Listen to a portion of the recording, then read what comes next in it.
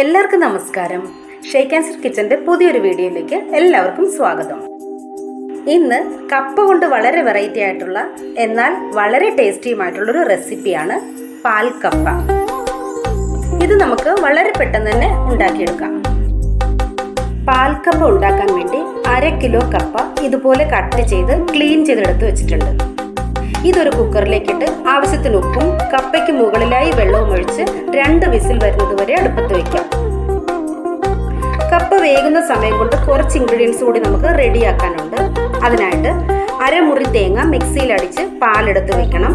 കൂടെ ഒരു 6 പച്ചമുളക്, ചെറിയ പീസ് ഇഞ്ചി, 10 ചെറിയുള്ളി, 1 നുള്ളു ജീരകം, ഇത്രയും ഒന്ന് ചതച്ചെടുക്കാം. ഇപ്പോൾ ഇവിടെ കപ്പ ഒരു 1/4 ഭാഗം വേവായിട്ടുണ്ട്. ഇനി ഇതിന്റെ വെള്ളമൊക്കെ ഊറ്റിക്കളഞ്ഞ് വേറൊരു പാനിലേക്ക് ഇട്ട് കൊടുക്കാം. ഇനി ഇതിലേക്ക് എടുത്തു വെച്ചിട്ടുള്ള തേങ്ങാപ്പാൽ കൂടി ചേർത്തിട്ട് നന്നായിട്ടൊന്ന് ഇളക്കി യോജിപ്പിക്കാം.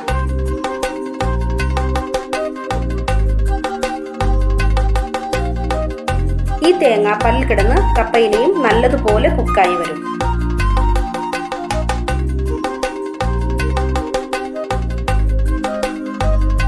ചതച്ചെടുത്ത പച്ചമുളക്, ഇഞ്ചി, ചെറിയുള്ളി എല്ലാം കൂടെ നമുക്ക് ഇതിലേക്ക് ഒന്ന് ചേർത്ത് കൊടുക്കാം. എല്ലാം കൂടി നല്ലതുപോലെ ഒന്ന് മിക്സ് ചെയ്തൊന്ന് യോജിപ്പിക്കാം. ഇതെല്ലാം കപ്പയിലേക്ക് അബ്സർവ് ചെയ്യാൻ വേണ്ടിയിട്ട് 2-3 മിനിറ്റ് ഒന്ന് വെയിറ്റ് ചെയ്യാം.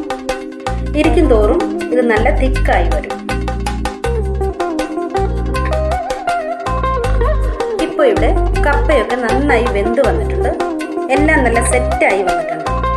ഈ ഒരു സമയത്ത് നമുക്ക് കുറച്ച് ഉപ്പ് കൂടെ ചേർത്തിട്ട് നന്നായിട്ടൊന്ന് മിക്സ് ചെയ്ത് യോജിപ്പിക്കാം.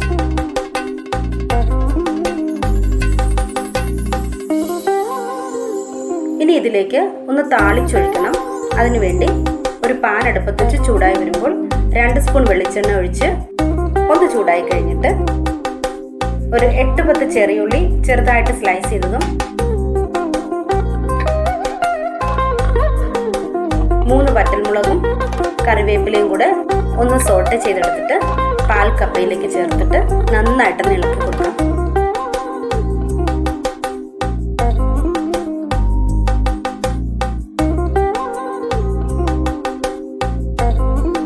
ഈ ഫ്രൈ ചെയ്തെടുത്ത ചെറിയുള്ളിയും വറ്റൽമുളകും ഒക്കെ എല്ലായിടത്തും പിടിക്കത്തക്കവണ്ണം നല്ലതുപോലെ ഒന്ന് മിക്സ് ചെയ്ത് കൊടുക്കണം.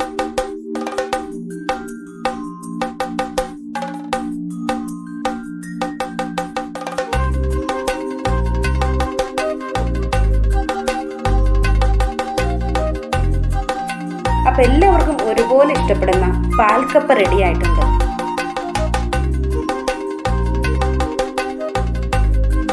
എല്ലാവരും ഒന്ന് ട്രൈ ചെയ്ത് നോക്കുക. വീഡിയോ ഇഷ്ടമായാൽ കമന്റ് ചെയ്യാൻ മറക്കല്ലേ. Thanks for watching.